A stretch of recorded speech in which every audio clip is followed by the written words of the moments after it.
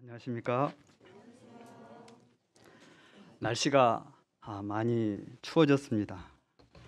날씨만 온도가 있는 것이 아니라 우리가 하는 말, 언어에도 온도가 있다고 합니다. 따뜻한 말이 있고 또 차가운 말이 있습니다. 시간 옆 사람과 따뜻한 말과 표정으로 함께 인사 나누겠습니다. 반갑습니다.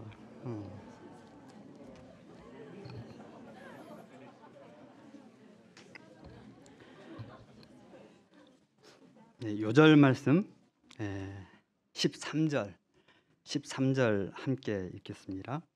시작.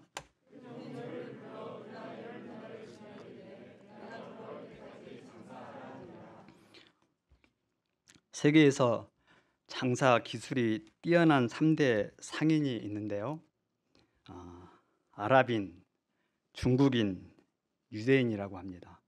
한국 사람은 거기에 포함되지 않습니다. 제가 러시아에서 선교 사역을 할 때 한 중국인 자매가 있었습니다. 그 중국인 자매는 중국에서 액세서리 또 옷가지를 가져와서 러시아 시장에 갖다 파는 일을 했습니다. 그 자매가 가끔 저희 예배에 참석을 하곤 했습니다. 하루는 그 자매가 인조 보석, 큐빅이라고 그렇게 말을 하죠. 인조 보석이 몇 개 빠진 머리핀을 고치고 있었습니다. 저는 그것이 궁금해서 그것을 뭐하러 고치느냐고 물었더니 시장에 갖다 팔 생각이라고 합니다. 쓰레기통에 버려도 아깝지 않을 그 머리핀을 수리해서 판다는 것이 저로서는 상당히 의아했습니다. 그런 머리핀을 누가 사겠느냐고 제가 핀잔을 주었는데 그 자매는 그 주에 그것을 팔아서 수익을 내었습니다. 정말 대단한 상술이었습니다. 그 후로 저는 중국인들의 뛰어난 장사 기술을 인정을 하게 됐습니다. 그 자매는 장사의 달인이었습니다. 예수님은 오늘 본문에서 문화 비유를 통해서 종들에게 내가 돌아올 때까지 장사하라고 명령을 하십니다. 이 말씀은 장차 이 말 하나님의 나라와 재림하실 예수님 앞에서 우리가 어떤 삶을 살아가야 되는가를 말씀하고 있습니다. 이 시간 우리가 장차 오실 주님을 고대하면서 충성되고 또 착한 종으로 살기를 결단하는 시간이 될 수 있기를 기도합니다. 파트 1, 잘하였다 착한 종이야. 예수님께서 문화 비유를 말씀하시게 된 배경은 11절 말씀 때문입니다. 그들이 이 말씀을 듣고 있을 때 비유를 더하여 말씀하시니 이는 자기가 예루살렘에 가까이 오셨고 그들은 하나님의 나라가 당장에 나타날 줄로 생각함이더라. 여기서 그들이 이 말씀을 듣고 라는 이 말은 삭개오 사건하고 연결이 되어져 있습니다. 삭개오는 돈과 권력을 얻었지만은 서민의 대열에서 이탈하여 하나님과 동족을 모두 잃어버리고 말았습니다. 이런 삭개오를 예수님은 찾아오시고 그에게 구원을 선포를 해주셨습니다. 그럴 때 삭개오의 삶이 놀랍게 변화가 되었고 그 심령에 하나님의 나라가 이루어졌습니다. 예수님은 오늘 구원이 이 집에 이르렀으니 이 사람도 아브라함의 자손이미로다. 인자가 온 것은 잃어버린 자를 찾아 구원하려 함이라고 말씀하실 때 무리들은 이 말씀이 무슨 의미인지 올바로 깨닫지를 못했습니다. 한편 예수님은 이제 십자가를 지기 위해서 여리고를 지나 예루살렘에 가까이 다가오셨습니다. 이때 제자들의 마음에 드는 생각은 예수님을 통해서 당장에 그들에게 하나님의 나라가 임할 줄로 기대를 했습니다. 제자들이 생각하는 하나님의 나라는 종말론적으로 다윗의 자손으로서 임하실 정치적 메시아와 관련이 있습니다. 제자들은 이 예수님이 다윗과 같은 그 강력함을 통해서 이방인들을 몰아내고 로마의 압제와 경제적 착취에서 벗어나게 해줄 메시아를 기대했습니다.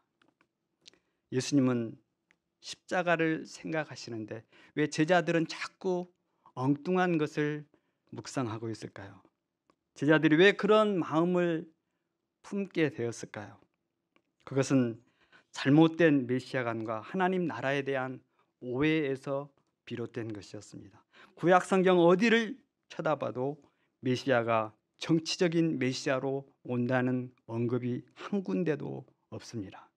구약의 제사 속에서 죽어갔던 그 수많은 짐승들은 우리 죄를 위해서 영원한 대속제물이 되실 메시아를 예표한 것이었습니다. 광야에서 불뱀에 물려 죽어가던 그 수많은 사람들에게 장대에 노뱀을 달아서 쳐다보면 살리라고 한 것도 메시아의 십자가 사건을 말씀한 것입니다. 구약시대 많은 선지자들의 입을 통해서 반복해서 전파되었던 것도 예수님의 십자가의 죽으심에 관한 내용이었습니다. 예수님이 제자들에게 반복해서 말씀하신 것도 바로 그 예수 그리스도의 십자가의 죽으심과 부활에 관한 내용입니다. 그것이 예수님이 이 땅에서 메시아로서 이루실 사역인 것을 누가복음에서는 6번이나 반복해서 말씀을 하고 있습니다. 하지만 제자들은 이것을 도대체 깨닫지를 못합니다. 우리가 지난주 말씀 누가복음 18장 31절로 34절에서도 그것을 살펴봤습니다. 예수님은 십자가의 죽으심과 부활을 통해서 말씀하셨습니다. 그럼에도 제자들이 34절이죠. 제자들이 이것을 하나도 깨닫지 못하였으니 그 말씀이 감추었으므로 그들이 그 이루신 바를 알지 못하였다고 나와 있습니다. 말씀이 감추었다는 뜻이 과연 무슨 뜻일까요? 제자들에게 그 말씀이 감추었다는 것은 예수님이 의도적으로 십자가의 죽으심과 부활에 대해서 숨기셨다 그 말이 아닙니다. 제자들의 마음이 예수님의 죽으심과 부활에 대해서 결코 집중하지 않았다는 뜻입니다. 제자들은 아무리 예수님이 말씀을 하셔도 자기들이 듣고 싶은 말만 귀에 들렸습니다. 주님의 말씀에 집중하지 않으니까 깨닫지 못하는 것이고 깨닫지 못하니까 그 말씀이 감추었던 말씀이 된 것입니다. 예수님의 말씀보다는 자신들이 원하고 또 시대가 요구하는 그런 메시아관에 집착하다 보니까 유대인들의 영적인 눈들이 모두 다 가려졌던 것입니다. 유대인들만 그런 것이 아닙니다. 오늘날도 그런 세속적 메시아관을 가지고 살고 있는 사람들이 적지가 않습니다. 하나님의 말씀에 근거한 메시아관보다는 내 자신이 생각하고 또 만들어낸 메시아관들이 참 많이 있습니다. 스스로가 만들어낸 우상적인 그런 메시아관들입니다. 적어도 하나님은 내게 있어서 이런 하나님이 되어야 된다고 나름대로 생각을 하고 그런 메시아관을 가지고 주님을 따릅니다.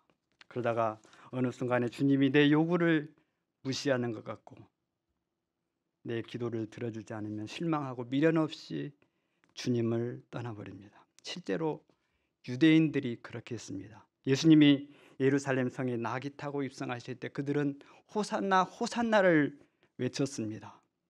그러나 예수님이 체포당하실 때 그 무력함을 보고 그들은 예수님을 십자가에 못 박으라고 소리쳤습니다.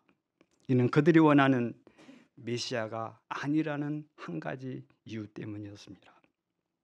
예수님은 유대인들의 마음이 그렇다는 것을 너무나 잘 알고 계셨던 것입니다. 그래서 예수님은 하나님의 나라에 대한 제자들의 생각과 메시아관을 고쳐 주시기를 원했습니다.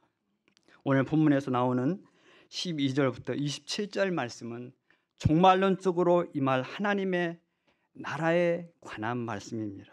물론 예수님이 이 땅에 오심으로 인해서 하나님의 나라는 이미 도래해 있습니다. 그것은 예수님을 영접한 삭개오 사건을 통해서 이미 보여주신 것입니다.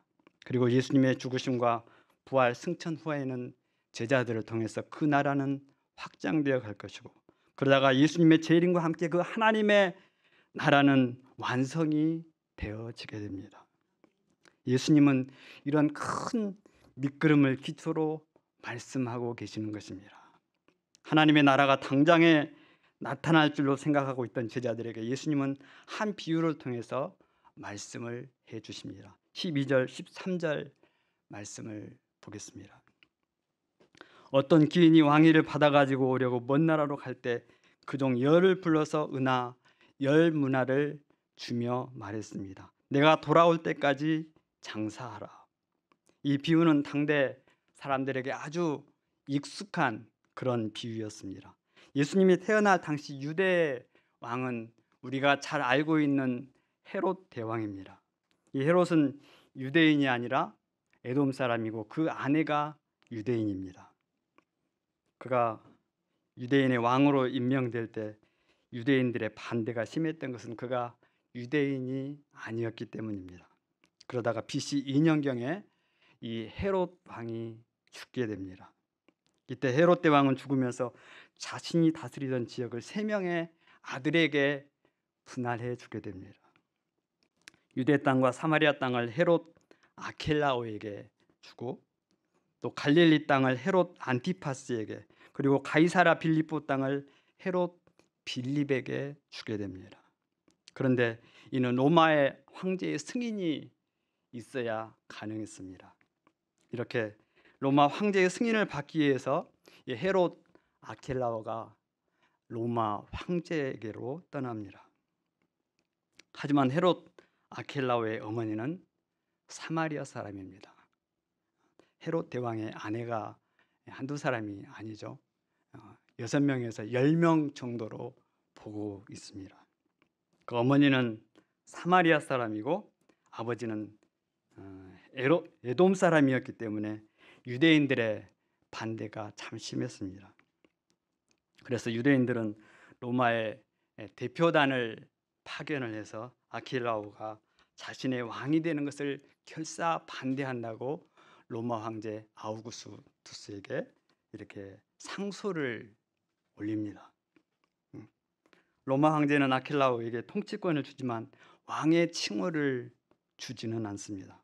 그래서 아킬라오가 통치권을 받아가지고 돌아와서 이제 화가 나니까 자신을 반대했던 무리들을 모조리 숙청을 하는데 그때 8,000명의 유대인들이 학살을 당했습니다. 이런 역사적인 배경을 가지고 예수님은 비유로 활용해서 말씀하고 계시는 것입니다. 여기서 어떤 기인은 예수님을 가리킵니다. 예수님은 이제 고난과 죽으심 후에 승천하시고 영광의 자리를 얻기 위해서 아버지께로 가십니다. 그리고 하나님 우편에 앉으셔서 교회와 온 세상을 통치하십니다.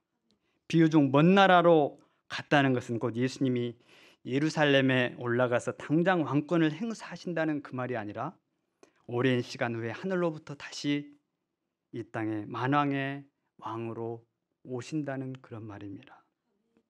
귀인은 먼 나라로 갈 때 그 종 열을 불러서 한 문화씩을 맡겨주게 됩니다. 이것은 약 3개월분의 노동자 임금이라고 합니다.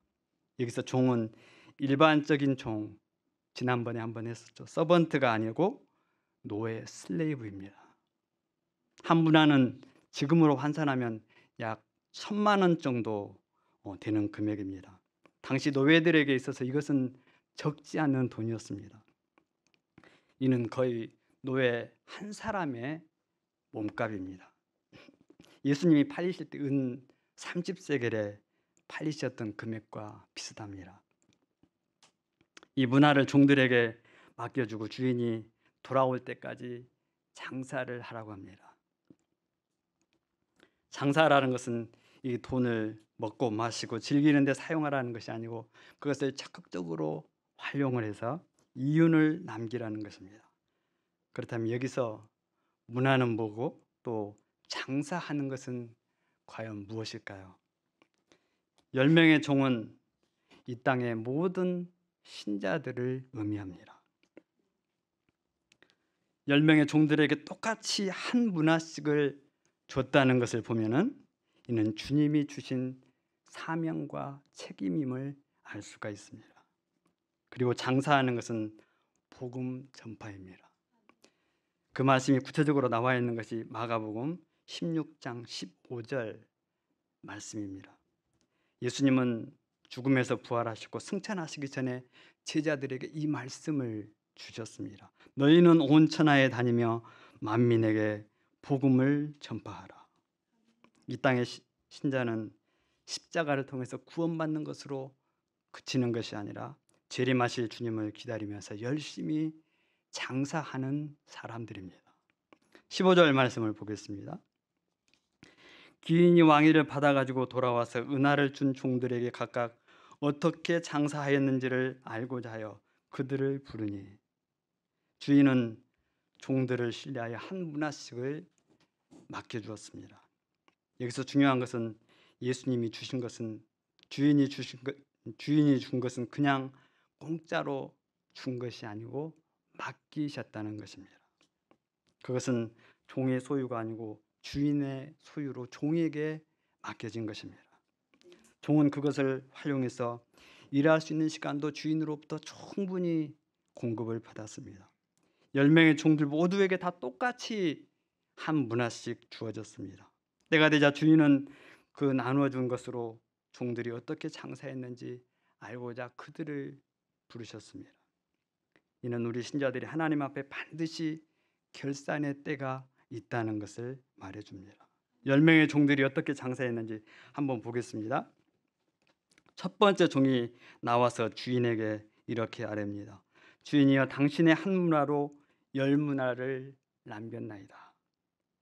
당신의 한 문화라는 이것은 주인이 떠날 때 맡겨준 그 돈은 자기 돈이 아니고 주인의 것이라는 고백입니다. 그 종은 평소에 그런 마음 자세를 가지고 살았고 결산할 때도 그런 자세로 주인 앞에 결산을 합니다. 주인의 명령대로 자신에게 주어진 한 문화를 최대한 활용해서 장사를 했더니 10문화를 남겼다고 합니다.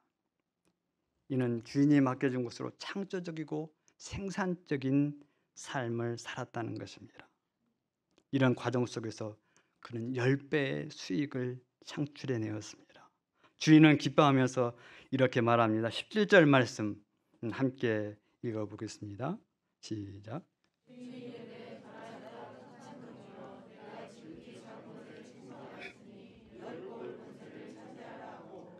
두 번째 종이 나와 주인에게 말합니다. 주인이여, 당신의 한 문화로 5문화를 만들었나이다. 주인이 그에게도 5골을 차지하라고 말을 합니다. 두 번째 종에게 칭찬은 생략된 것 같지만 아마 첫 번째 종과 똑같이 잘하였다, 착한 종이라고 주님은 분명히 칭찬하셨을 것입니다. 우리가 상을 받을 때 반복된 문장을 피하기 위해서 쓰는 말이 이하 동문이라는 말과 똑같습니다. 이 두 종들은 주인으로부터 칭찬을 들었고 그에 따른 보상을 받게 되었습니다. 주인은 종에게 지극히 작은 것에 충성했다고 말씀합니다. 이것은 종들이 한 일이 아주 작은 일이라는 그런 말이 될 수도 있지만은 어쩌면 주인이 주시는 그 엄청난 보상에 비해서 종이 하는 일이 아주 작은 일이었다라는 비교의 의미처럼 저에게는 생각이 됩니다. 여러분 중에 혹 장사해 보신 분이 계십니까? 장사하는 일이 과연 쉬운 일일까요? 장사할 때 얼마나 많은 고통과 어려움과 아픔이 있는지 모릅니다. 아무리 장사를 잘 해보려고 해도 잘 안 되고 또 힘은 힘대로 들고 돈은 벌리지 않을 때 얼마나 참 짜증나고 때려치우고 싶습니까? 도저히 못 해먹겠다고 그렇게 말하고 싶을 때가 한두 번이 아닙니다. 포기하고 싶을 때가 한두 번이 아닙니다. 살을 에이는 날카로운 겨울추위, 또 한여름의 폭염을 이겨내야 하는 고통이 있습니다. 그럴 때마다 종은 주인이 자신을 믿고 한 문화를 맡겨준 것을 생각하면서 그는 감사했고 자만했습니다. 그뿐이 아니라 주인이 장차 왕위를 받아가지고 돌아올 때 주인 앞에 계산할 이윤을 생각하면서 그들은 어려움을 이겨내었습니다. 사실 주인이 왕위를 받아가지고 언제 돌아올지도 모르는데 포기하지 않고 주인이 돌아온다는 그 약속 하나를 믿고 장사하는 것은 쉬운 일이 아닙니다. 그러나 두 종은 열심히 장사를 했습니다. 두 종의 충성은 주인에 대한 깊은 사랑과 신뢰에서 나온 것이었습니다. 때가 되자 주인은 왕위를 받아가지고 돌아왔고 두 종은 주인에게 놀라운 칭찬을 해줍니다. 잘하였다 착한 종아, 내가 지극히 작은 것에 충성하였으니 10고을 권세를 차지하라. 너도 5고을 권세를 차지하라. 주인은 한 문화에 한 고을을 주셨습니다. 이것을 보면 주인은 아주 후한 사람인 것을 알 수가 있습니다. 저는 말씀을 준비하면서 과연 이 10고을 권세, 5고을 권세가 무엇인지 대단히 궁금했습니다. 혹 하나님의 나라에서도 그렇게 차등이 있어서 우열을 가리는지 알고 싶었습니다. 우리가 천국 간증 집회를 들어보면 어떤 사람은 이 땅에서 이루어 놓은 것이 없기 때문에 천국에서도 계집 같은 곳에서 살고, 또 어떤 사람은 호화로운 대저택에서 산다고 간증을 합니다. 하나님의 나라가 과연 그런 곳일까요? 아무리 천국이라고 하지만 그 계집 같은 곳에서 사는 사람이 진짜 행복할까요? 그렇게 생각하면 천국과 이 땅의 삶이 별반 다르지가 않습니다. 똑같은 것이죠. 이것은 세상적 개념으로 천국을 생각했기 때문입니다. 천국, 하나님의 나라는 결코 그런 곳이 아닙니다. 그곳은 완전한 만족과 기쁨이 있는 곳입니다. 누가 누구를 부러워하고 비교하는 그런 곳이 아닙니다. 물론 고린도전서 15장에 해의 영광이 다르고 달의 영광, 별의 영광이 다르다는 말이 있긴 하지만 그것은 주님의 몸된 교회의 은사나 역할에 따른 영광을 말씀한 것이지 차별하는 영광은 아닙니다. 10고을, 5고을 권세는 어떤 비교하는 것이 아니라 장사라는 주인의 명령에 온전히 복종했을 때 심판대 앞에서 주인의 칭찬과 함께 누리게 되는 종의 기쁨을 이야기한 것입니다. 기쁨의 정도를 말씀하고 있는 것입니다. 주와 복음을 위해서 많이 수고한 종은 그만큼 큰 기쁨을 누리게 된다는 의미입니다. 우리가 학교 다닐 때 그런 거 느껴보지 않았습니까? 선생님의 교실에 들어와서 누군가 학생 한 사람을 일으켜 세웁니다. 그리고 그가 전교에서 1등을 했다고 칭찬을 해주고 반 학생들은 그에게 뜨거운 박수갈채를 보냅니다. 경험을 한 번도 못 해보셨나요? 그 순간이 참 얼마나 영광스럽습니까? 학생도 기쁘고 또 우리 자기 반에서 전교 1등이 나왔기 때문에 선생님도 기뻐합니다. 부모님은 이루 말할 것도 없습니다. 그 작은 칭찬도 그렇게 영광스러운데 만왕의 왕, 만주의 주 되신 주님이 그 허다한 천군 천사와 수많은 믿음의 증인들 앞에서 잘하였다 착한 종아 라고 하는 그 칭찬과 인정은 이루 말로 표현하기 힘든 감동인 것입니다. 만왕의 왕 되신 주님의 칭찬과 인정이 온 우주 만물에 선포되고 또 모든 만물들이 환호와 박수갈채를 보냅니다. 빵빠레가 온 우주에 울려 퍼집니다. 여러분, 이것보다 더 큰 영광, 더 큰 기쁨이 어디에 있겠습니까? 단순히 10고을, 5고을 권세를 차지하는 정도의 기쁨이 아니라는 말입니다. 종들은 그동안 장사하느라 새까맣게 그을은 얼굴과 또 상하고 지친 몸으로 왕 앞에 서게 됩니다. 어떤 사람은 절뚝거리면서 주님 앞에 서는 사람도 분명히 있을 것입니다. 장사하다가 받은 마음의 상처와 새까맣게 타버린 그 심장을 가지고 주님 앞에 서는 사람도 있습니다. 그럴 때 주님은 보좌에서 달려 내려와서 그 종의 눈물을 닦아주시고 상처를 보듬어 주시고 위로를 해 주십니다. 주님이 그날에 닦아주실 피와 땀과 눈물이 없는 사람은 부끄러움을 당하게 될 것입니다. 신자는 그날을 소망하면서 현실의 어려움을 이기며 사는 자들입니다. 주님의 몸된 교회를 위해서 온갖 마음의 상처와 아픔을 부여잡고 그날에 주님 앞에 서는 사람이 영광스러운 사람입니다.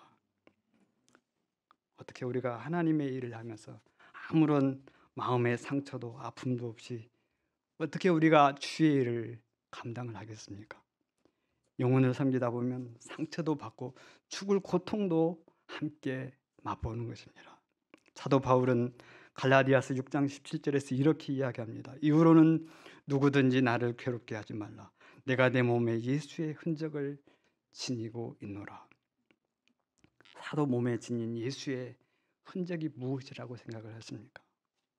사도 바울이 주님의 종으로서 이 땅에서 복음을 전하다가 받은 온갖 불욕과 아픔과 가혹한 상처와 핍박을 말씀하는 겁니다. 바울이 주님 앞에 섰을 때 그 고통의 흔적들은 마치 빛나는 보석과 같은 것이었습니다. 그 아픔과 굴욕과 상처가 사도 바울을 해같이 빛나게 하는 그런 도구가 되었던 것입니다. 결국 장사라는 주인의 명령은 종들을 칭찬하고 또 기쁨을 얻게 하려는 주인의 깊은 의도였다는 사실을 우리가 배우게 됩니다. 우리에게 주신 그 사명도 마찬가지라고 생각을 합니다. 우리도 눈앞에 가을 제자 수양회를 두고 있습니다. 수양회를 한 번 치를 때마다 이것이 결코 쉬운 일이 아닙니다. 어떤 분은 기획부터 실무까지, 또 어떤 분은 메시지와 소감으로, 또 어떤 분은 각종 프로그램과 기도 모임을 통해서 역사를 섬기게 됩니다. 저녁 식사도 못하고 기도 모임에 참석하는 사람들도 많이 있습니다. 오늘 말씀을 적용해 보면 이런 모든 수고와 노력들이 복음 전파의 귀한 수단이 된다는 사실입니다.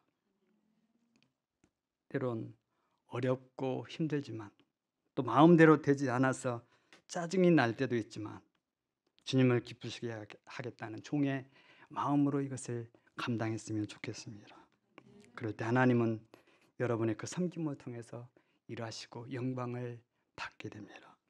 하나님의 나라는 여러분과 같이 충성된 종을 통해서 확장되어지고 주님이 재림하실 때 그 나라는 결국 완성이 되어지게 됩니다. 파트 2 악한 종이요. 20절 말씀을 함께 읽어보겠습니다. 20절 시작.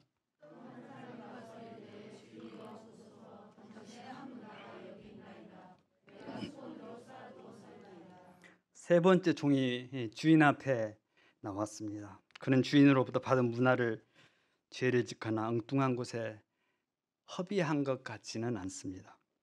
종은 그것을 수건으로 뚫뚫 말아서 선반에 보관해 두었다가 먼지를 입으로 훅훅 불어낸 다음에 주인 앞에 가지고 나왔습니다.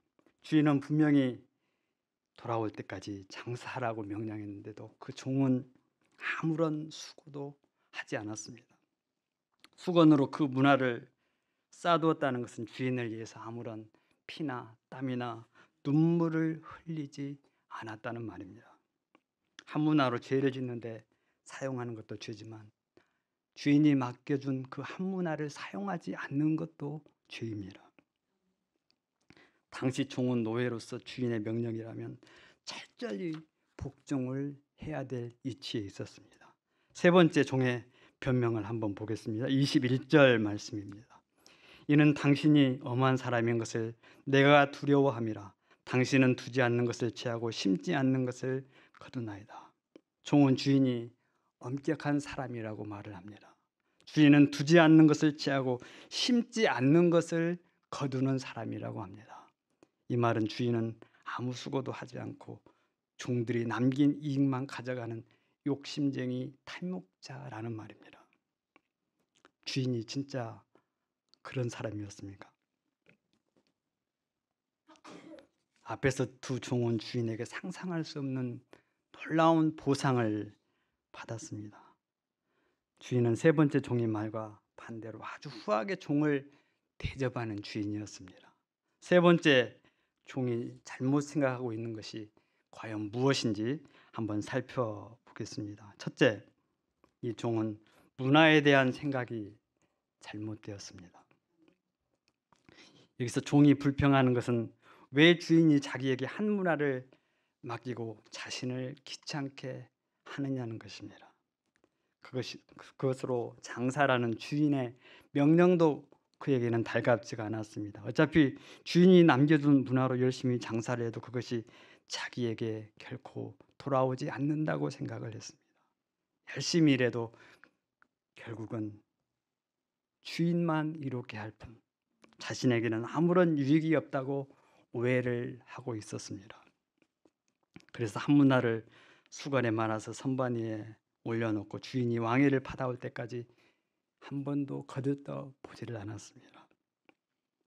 주인의 명령과 또 자신의 유익 사이에 아무 관계가 없다는 생각이 그 마음을 지배할 때 그는 어떤 수고나 노력도 하고 싶지가 않았습니다. 주인은 능력이 많은 사람이고 부자이고 또 자신이 문화가 아니어도 충분히 잘 살 수 있는 분이고 그것이 없다고 매이지 않는 분이기 때문에 굳이 장사할 이유를 찾지 못했다고 합니다.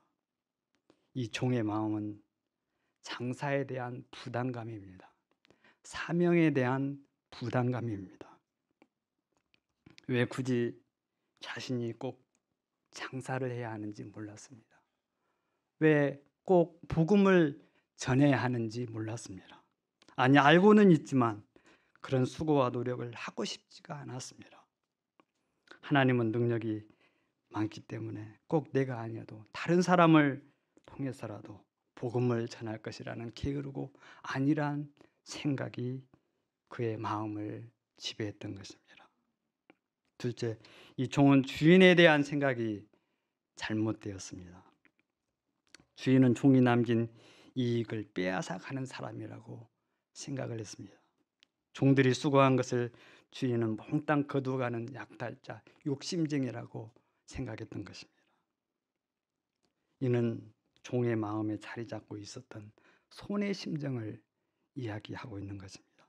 뿐만 아니라 장사를 해서 이윤을 남기게 되면 주인과 종의 관계는 유지가 되겠지만 그렇지 못하면 주인과 종의 관계는 결국 서먹해지고 어려워질 것이라고 그는 나름대로 생각을 했습니다. 그래서 장사라는 주인의 명령에 그는 온전히 복종을 할 수가 없었습니다. 장사를 해서 손해를 보면 결국 그는 혼나고 쫓겨날 것 같은 두려움이 있었습니다.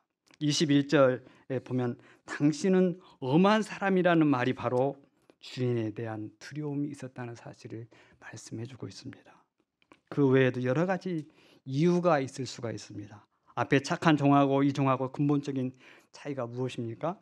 착한 종들은 기본적으로 주인이 맡겨준 한 문화에 대해서 감사하는 마음이 그들에게 있었습니다. 자기같이 비천한 종들에게 한 문화를 맡겨준 것을 생각하면서 깊이 감사하고 그 주인을 신뢰하는 마음이 있었습니다.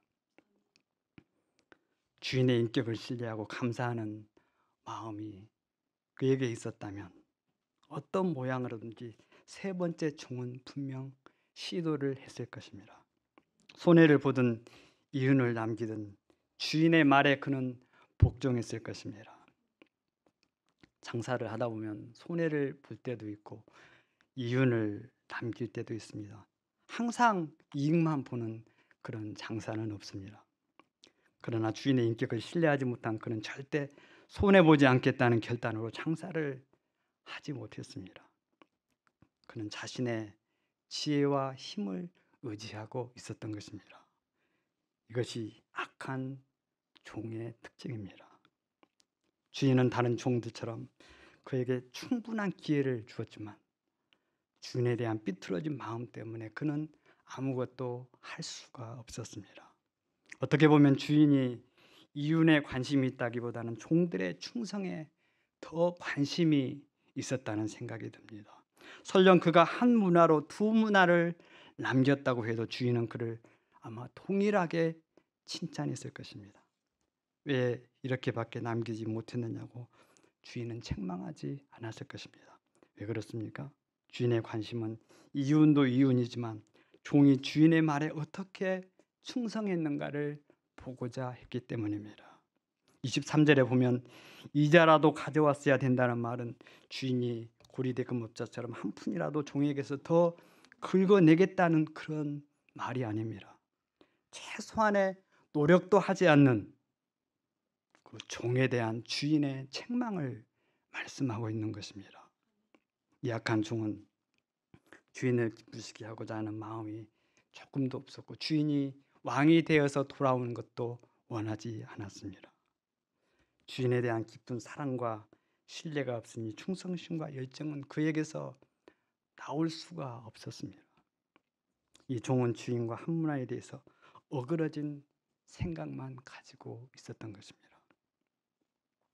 결국 이 약한 종은 한 문화를 열 문화 가진 자에게 빼앗기고 맙니다. 어떻게 보면 주인이 좀 너무한 것 같지만 그것이 영적인 진리입니다. 가진 자는 더 갖게 되고 가지지 못한 자는 결국 빼앗기게 되는 것이 영적인 진리인 것입니다. 27절 말씀을 보겠습니다. 그리고 내가 왕됨을 원하지 아니하던 저 원수들을 이리로 끌어다가 내 앞에서 죽이라 하였느니라. 헤롯 아킬라오가 왕위를 받으러 갔을 때 그가 왕위 받는 것을 원하지 않았던 사람들이 있었습니다. 그런 자들은 아킬라오가 권세를 받아가지고 돌아왔을 때 모두 다 학살을 당했습니다. 예수님은 이 비유를 통해서 장차 예수님의 왕되심과 또 주인 되심을 인정하지 않는 불신자들, 악한 종들을 심판하시겠다고 말씀을 하십니다. 여러분은 자신이 어떤 종이라고 생각을 하십니까? 오늘 말씀이 어떤 분에게는 기쁨이 되기도 하지만 또 어떤 분에게는 말로 할 수 없는 부담이 될 수도 있는 말씀입니다. 주와 복음을 위해서 열심히 살아온 분들에게는 위로와 소망의 음성일 수가 있지만 그렇지 못한 분들은 찔림과 긴장이 되는 음성일 수도 있습니다. 말씀을 전하고 있는 제 자신도 너무 오금이 떨리는 그런 말씀입니다. 그러나 여러분, 아직 절망하실 필요는 없습니다. 다행인 것은 아직 우리에게는 일할 시간이 남아있다는 것입니다. 적어도 지금 당장은 결산의 때는 아닙니다. 하지만 지금 우리의 마음과 생각은 분명히 바뀌어야 됩니다. 그렇지 않으면 주님을 위해서 일할 수 있는 기회를 영영 놓쳐버릴 수도 있습니다. 우리가 언제 무슨 일로 주님 앞에 설지 또 주님이 언제 재림하실지 우리 중에 아무도 아는 이가 없습니다. 그러므로 주님을 위해서 일할 시간을 만들고 우리는 일을 해야 됩니다. 여러분이 주의 심판대 앞에 서기 전에 일을 해야 됩니다. 여러분의 믿음이 충성되고 진실되다는 것을 그날에 무엇으로 증명을 하시겠습니까? 여러분이 가지고 이 땅에서 누렸던 명예나 재물이나 권력을 가지고 주님 앞에 서시겠습니까?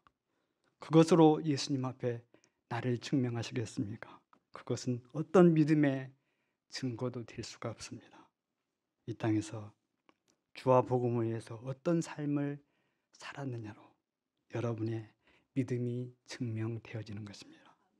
여러분이 가진 한 문화를 어떻게 사용할지 결단하는 시간이 될 수 있기를 기도합니다. 결론적으로 하나님의 나라는 당장에 임하는 것이 아니고 주님이 주신 한 문화를 우리가 적극 활용할 때 점진적으로 이루어진다는 사실을 우리는 배웠습니다. 그것이 이 땅을 살아가고 있는 우리에게 주님께서 주시는 교훈입니다.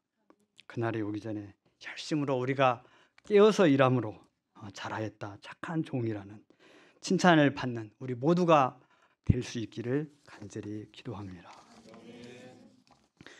요절 말씀 13절 읽고 제가 기도하고 마치겠습니다. 13절 시작.